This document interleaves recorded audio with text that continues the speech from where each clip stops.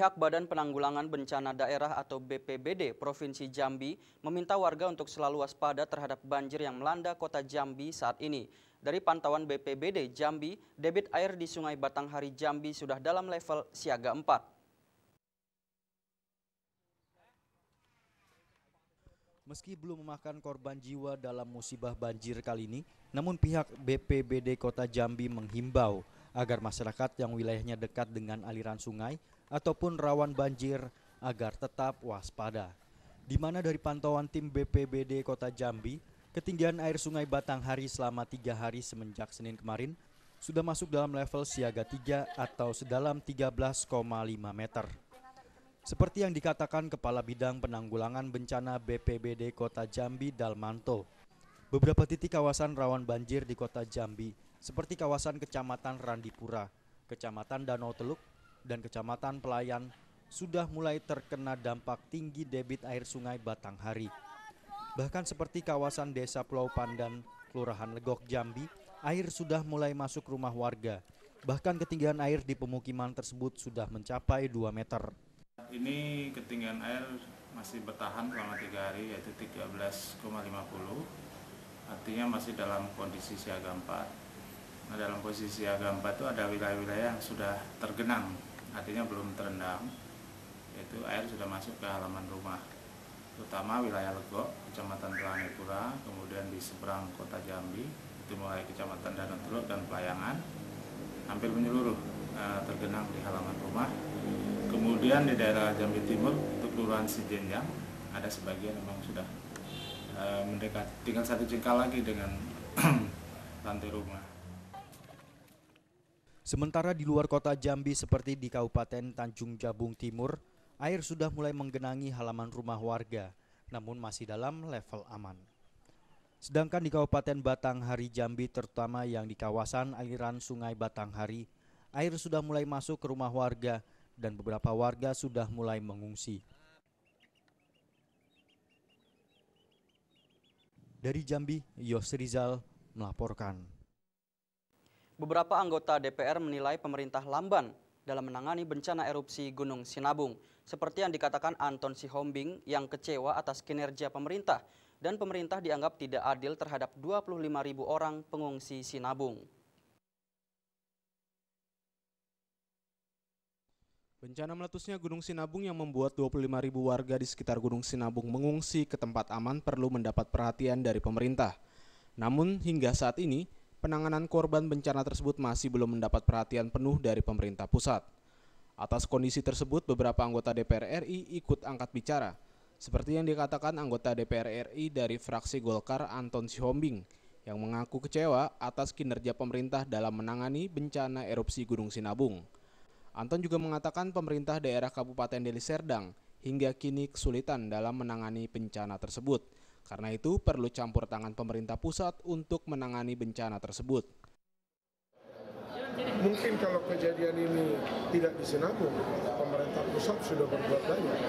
Bayangkan kejadian ini sudah 4 bulan, Presiden baru minggu depan direncanakan berangkat ke sana. Saya minta agar Presiden membawa menteri-menteri terkait dan semua tanaman, semua ternak, semua yang rusak itu harus diganti pemerintah. Karena ada dana-dana talangan kita atau BNP yang menangani tersebut. Hal senada juga disampaikan anggota fraksi Hanura Saleh Hussein. Menurutnya, pemerintah tidak adil menangani wilayah-wilayah Republik Indonesia yang menjadi korban bencana seperti Sumatera Utara. Keterlibatan pemerintah pusat dalam ini Presiden harus benar-benar, kan waktu ketika terjadi erupsi di Merapi, Presiden langsung berkantor di Jogja. Nah, ini harusnya beliau juga bisa melakukan hal yang sama untuk bisa berkantor di sana untuk memecahkan masalah. Kan itu kan saya kira kalau itu dilakukan maka tentu orang akan memandang bahwa beliau betul-betul adil di dalam menangani masalah. Dari Jakarta, Agus Purwoko melaporkan. Komisi Pemberantasan Korupsi (KPK) hari ini memeriksa Bupati Lampung Selatan Riko Mendoza.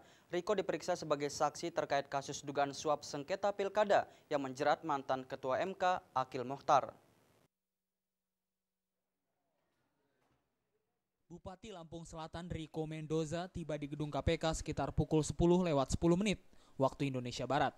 Orang nomor 1 di Lampung Selatan ini datang ke KPK untuk menjalani pemeriksaan sebagai saksi terkait kasus dugaan suap sengketa pilkada yang menjerat mantan Ketua MK Akil Mukhtar. Namun setibanya di gedung KPK, Mendoza tidak berkomentar apapun saat ditanya wartawan. Ia memilih langsung masuk ke gedung KPK.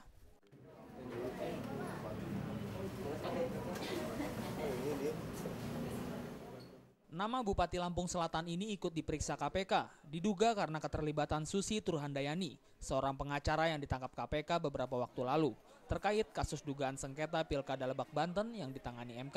Susi yang malang melintang di MK, ia kerap menangani sejumlah sengketa pilkada di sana, salah satunya di beberapa kabupaten daerah Lampung. Berkas Susi saat ini sedang dilengkapi oleh penyidik KPK. Belum diketahui kapan pastinya Susi akan menjalani sidang perdana di Pengadilan Tipikor. Bukan hanya Susi, dalam kasus dugaan suap sengketa Pilkada Lebak ini, KPK juga menetapkan tersangka kepada Tubagus Hairi Wardana alias Wawan, yang tak lain adalah adik kandung Gubernur Banten Ratu Atut Khosyah, yang juga suami Wali Kota Tangerang Selatan, Airin Rahmidiani. Dari Jakarta, Ade Tata Permana melaporkan.